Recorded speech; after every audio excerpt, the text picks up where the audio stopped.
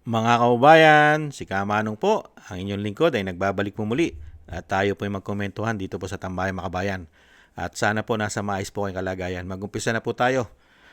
Ito po, nakakalungkot po. Sa kabila po ng ating paghihirap, talagang wala pong kaginhawahan ang ibinigay sa atin sa kanilang paglilingkod. Madadagdagan na naman po ang problema natin, mga kababayan. Dahil tumaas na naman, tataas po ang singil po ng Meralco ng kuryente. Bakit daw po? Dahil daw po dagdag singil sa Meralco para daw, ito po, basahin po natin at pakinggan din po natin ang news, mga kabayan. Unahin po muna natin basahin ito.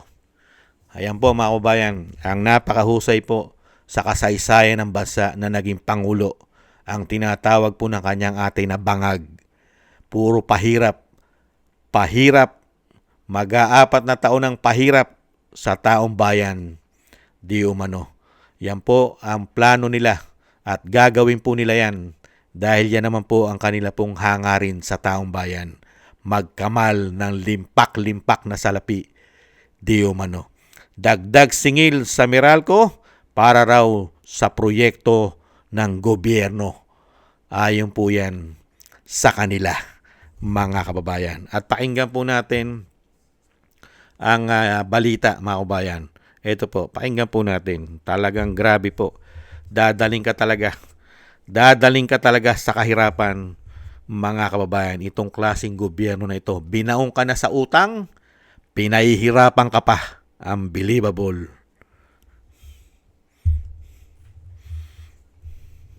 Ito mga kapatid, babala, Kapamilya, kinuri nyo na ba ang inyong bill sa kuryente? At naitanong kung para saan ba ang iba't ibang charges na nakadetalye doon. Ang paliwanag ng Meralco, hindi sa kanila napupunta ang mga bayaring ito dahil marami rito ay para sa mga programa ng gobyerno. Nagpapatrol, Andrea Tagines. Kahit mainit, hindi na halos gumagamit ng aircon ang pamilya ni Ses. Nakajug din ang malamig na tubig para hindi mayat maya nagkubukas ng ref. Kaya laking gulat niya na lang nang halos dumoble ang bill nila sa kuryente para sa buwan ng Abril. Talagang mahirap kasi TNBS yung asawa ko. Nagtaas ang langis. Kung dati nakakauwi siya ng 800, 900 isang araw, ngayon 400, 500. Sakto lang para maipang ulam kinabukasan. Tapos ganyan mag-charge si Meralco. 95 pesos na china-charge niya para dun sa Fit All o GA All. 1 kilong bigas na namin. Dagdag konsumisyon niya ang mga charges na hindi naman niya maintindihan. At nang tumawag siya sa customer service ng Meralco, hindi pa rin ito maipaliwanag sa kanya ng maayos. Sabi ko, ano ba to? Kada tanong ko nag-hold ng call. At dahil di ako masagot, binabaan na lang ako. Paglilinaw ng Meralco, ang mga pass-through charges gaya ng senior citizens discount, lifeline rate discount para sa mga 4Ps beneficiaries, feed-in tariff allowance, at green energy auction allowance ay mga ipinag-uutos lang sa kanila ng gobyerno na singilin sa mga customer. Hindi rin kumikita ang Meralco sa mga singil na ito. Ang lahat ng ito ay mandated ng pamahalaan. Ang mga ito ay pass-through charges na sinisingil ng lahat ng distribution utility at electric cooperative sa bansa, hindi lamang po sa Meralco. Ayon sa Energy Regulatory Commission, ginagamit ang nalilikom na pondo rito para malibre o madiskwentuhan ang bill ng mga mahihirap at senior citizens. Habang ang Fit All at GAIA All na noong Enero lang ipinatupad ay para mapabilis ang pag-transition ng bansa tungo sa paggamit ng renewable energy. Mapapakinabangan din natin dito. Mas bababa yung eventually yung magiging blended rate ng ating nababayaran ng ating mga consumers kung lalaki yung share ng renewable energy resources. Pero tanong ni Ses, hindi ba sapat na may hiwalay na siyang binabayaran na government taxes sa kanyang bill para sa mga programang ito? Ang dami ng issue ng kurakot, pero ito, project ng government, tayo pa rin magbabayad. Saan mapupunta yung binabayad natin tax? Lagi naman din kaming tungkol sa Congress at sa Senate. Kaya alam din nila yung mga concerns ng mga consumers dito. So hopefully makinig din ang Kongreso natin at magpasa ng batas para at least itong mga subsidies na ito ay eventually hindi na may ipapasa sa mga consumers. Para sa isang consumer group, mainam na dumarami na ang mga taong kumukwestiyon kung bakit halos lahat ng gastos sa kuryente ay ipinapasa sa mga consumer. At kung bakit napakataas din ng generation at transmission charges sa bansa. Half of the bill is generation charge. Yun yung pinakamalaki.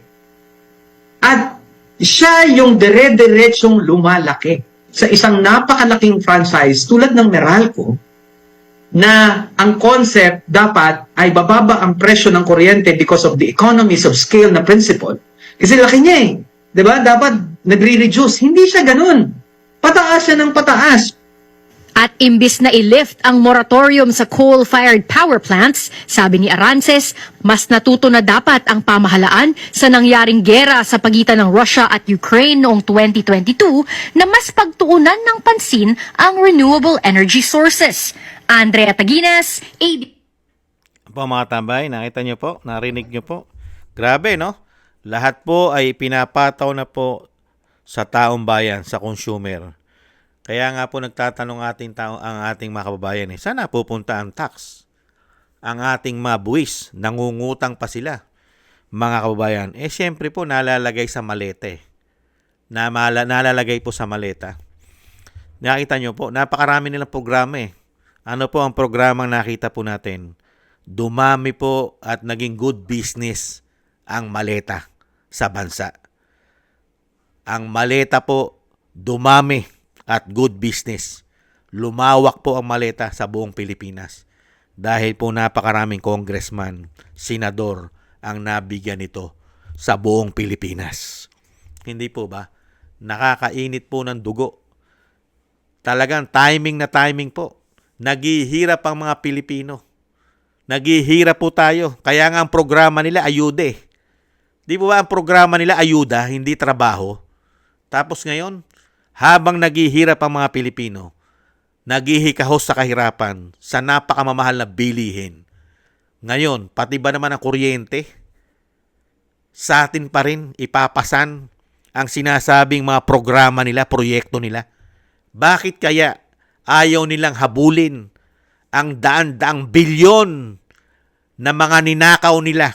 Bakit ayaw nilang ibalik para sa proyekto na sinasabi nila?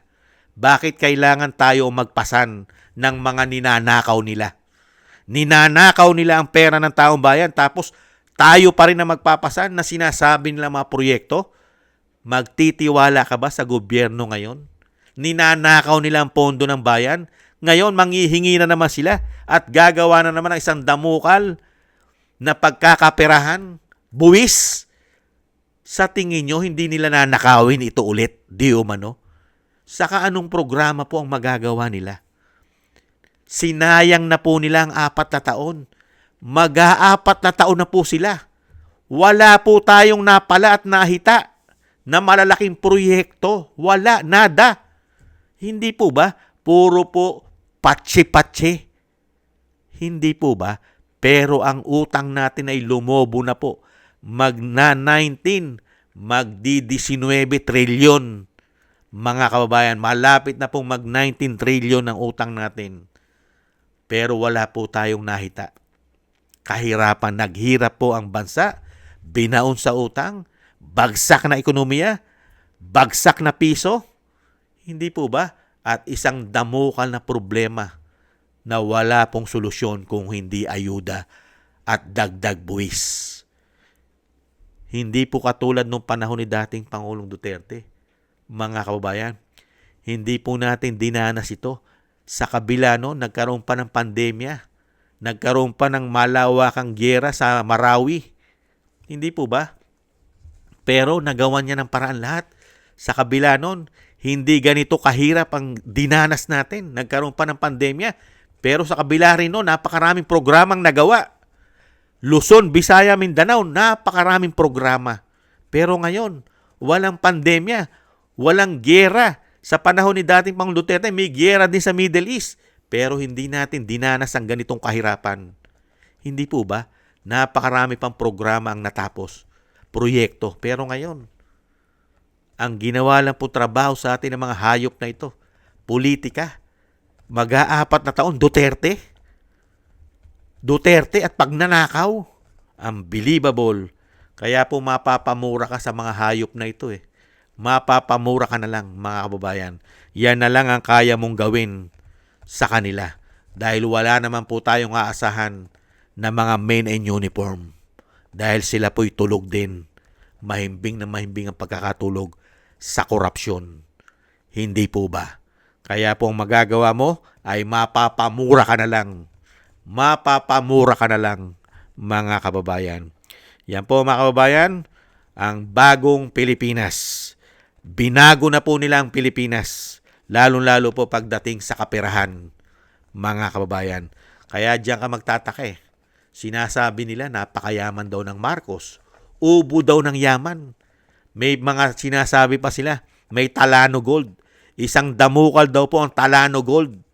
Kaya daw bayaran ang utang ng bansa sa dami ng kayamanan at ginto ng mga Marcos daw po, di umano. Pero ngayon, ano po ang ginagawa sa Pilipinas? Puro pera. Pera.